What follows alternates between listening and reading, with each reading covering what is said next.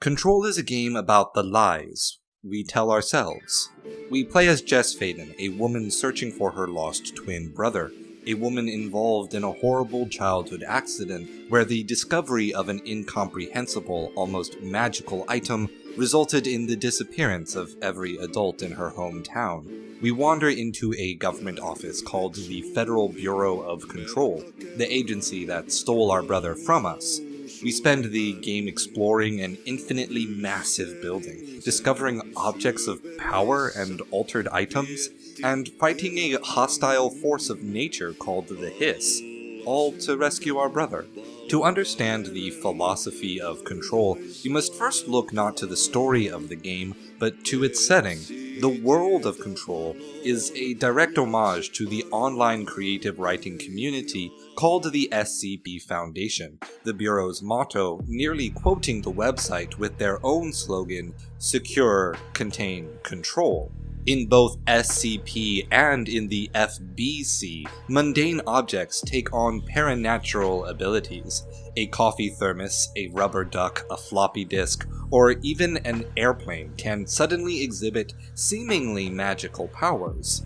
The only difference is that the Federal Bureau of Control's primary concern is not the safety of the general public, but the ability to use altered items to their own benefit. So what is an altered item? Understanding this concept is central to the narrative the game presents. Altered items have the unique ability to forcibly change a person's perception of reality, and that forced change essentially manifests as real, a perfectly fast-paced demonstration of the principles of solipsism.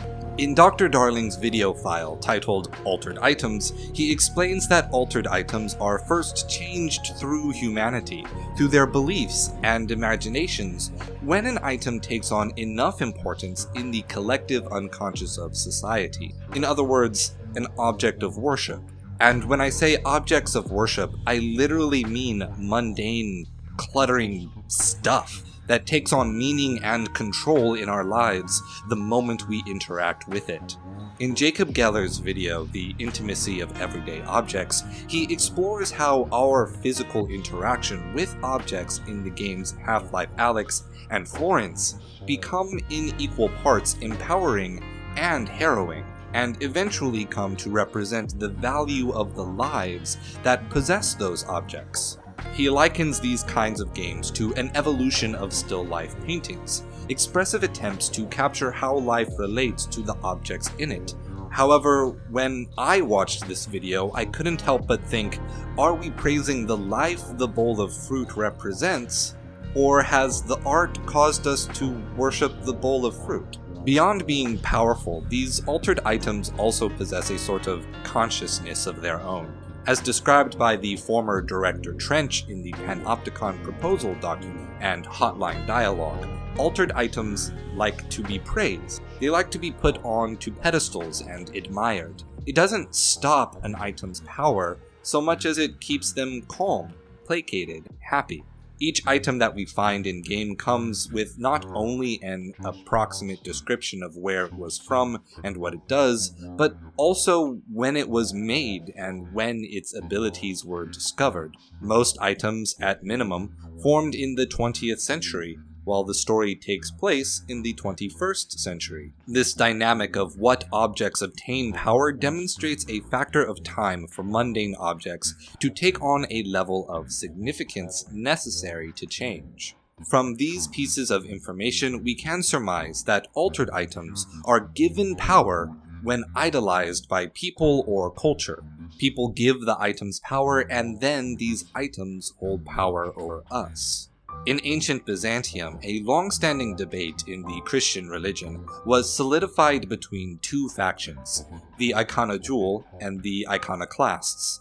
The Orthodox iconoclast believed that the creations of religious arts and imagery would help to facilitate and spread religious philosophies, while the iconoclasts believed that the creation of such icons and idols would result in the worship of objects themselves as magic, and therefore distracting from the worship of Christ. They worried that giving objects power would give these objects real social power over culture and religion. For a well-known example, think of the Exodus story of the people who worshipped a golden cow rather than the God of the Jews in a time of crisis.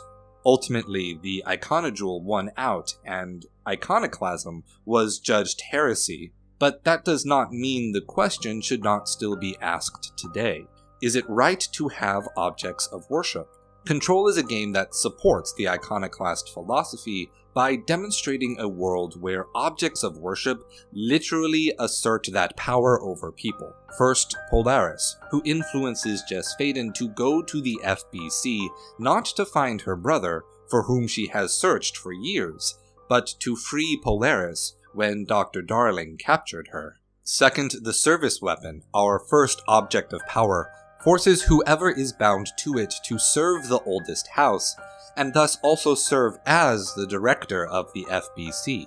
Third, the oldest house and its consciousness we call the board issues Jess with side missions and intrusive alerts, both through control points and directly to Jess's mind. Fourth, the former, a violent and thankfully rejected aspect of the board's consciousness that is actively taking over altered items to work against you. Fifth, the hiss, an extra-dimensional being made of pure sound, controls and corrupts the people of the Bureau to become your enemies, a monster born from the altered item discovered by Jess Faden. Sixth, near the end of the game, we lose to the hist, and we too are controlled by it. Seventh, at the very end of the game, Jess chooses, supposedly, to accept her role as director of the FBC rather than take her brother and leave the government agency that ruined their lives, as she had originally planned. Throughout the game, we are constantly picking up notes and research documents to uncover the secrets of this setting, but one in particular stood out to me, the Tennyson report. It reads, "So sad, so strange the days that are no more. For years, the Federal Bureau of Control has been wrongfully forcing a philosophy upon itself and its people. This philosophy is known to you all as science. We all realize that the concepts we explore here are mystic ones, with arcane thinking required to understand them, yet we insist on using words like paranatural and para-utilitarian to create the illusion of a scientific structure, a tidy little system. The Bureau is desperate to stand with the close-minded cult of logic and data that has overrun our society. If a thing cannot be quantified, then we dismiss it outright. We live in an age that is openly hostile to faith in the veiled forces governing our reality. I must remain anonymous for fear of reprisal from the anti-esoteric bureaucrats watching us from their plush offices. Those same bureaucrats, Trench and Darling chief among them, have been steering us away from the Bureau's arcane foundations for decades now. It is time we correct course. If you stand with me, share this message. We are not alone." The report was panicked, a rambling rant on the futility of the Bureau's purpose. The note's blanket attack on the entire practice of science seemed to be misplaced in such an obvious work of science fiction. But upon reflection, the note makes perfect sense. These objects of power are born out of worship and magical thinking. For all of the research sector's experiments, they have cataloged broadly what the objects do, but not how or why they can. So they hide behind pragmatism, the fact that the objects can be used consistently to sustain their faith in science, a belief that knowledge will result in control, even going so far as to misappropriate the term utilitarian outside of its philosophical context in favor of its denotative etymology, meaning person who uses. In fact, they make the term para-utilitarian, which, when the etymology is translated, means beyond the person who uses. The person supposedly in control of the item cannot even in name remain the most important subject of their own title.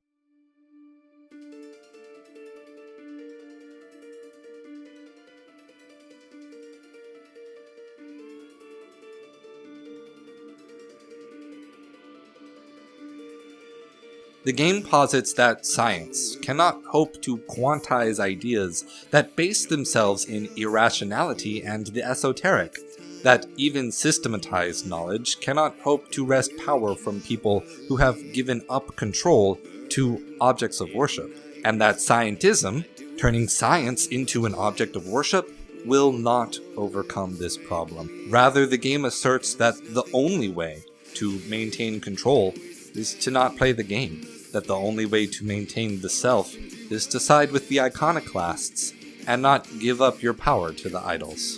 Thank you for watching, my friends. If you enjoyed this video, you should also enjoy our video on the philosophy of Final Fantasy XII and how it asserted that the influences of gods created a false dichotomy between the ideas of justice and peace. And look forward to our video on the philosophy of the unfinished swan, coming up soon. If you found value in this video, make sure you hit the like and subscribe buttons for more, and if you'd like to have conversations with other like-minded people with a passion for games, you can join the Discord community using the link in the description. I will see you at the next video, and remember, stay true.